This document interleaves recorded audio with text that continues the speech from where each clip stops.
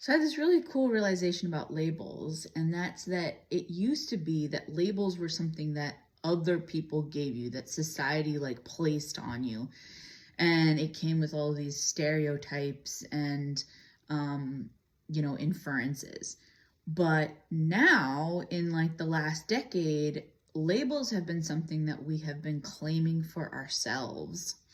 So growing up in the 90s, it was like you were like gay or straight, and there were so many derogatory terms out there and so many boxes that immediately placed you in.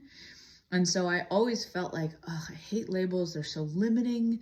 There's never enough, like, it's never the correct description of who I am as a person. It's always these just like really sort of stereotypical boxes that people want to put me in.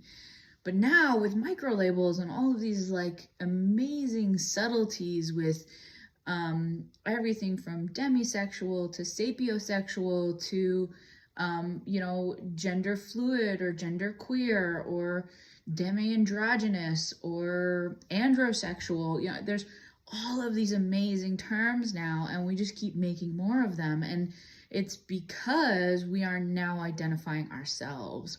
And it's why the conversation around identity has become so interesting to me, is because the only person who can now label you, who can say who you are and how you identify, is you. Like, you get to label yourself, and nobody else gets to tell you what that label means, what that says about you as a person. You are saying, hey, this is what's true about me. This is how I identify.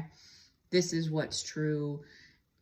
This label is what's truest for me. And even the label, like, one person using a label one way is different than another person using the label slightly differently, because we are all so unique. We each have our own set of life experiences that make these labels 100% unique to each individual person. And I just love that. I love that labels have gone from something that shoved us into a box and allowed people to stereotype us, to something that we are claiming for ourselves, saying about ourselves, and saying, you don't get to tell me what is or isn't true for me. I love that.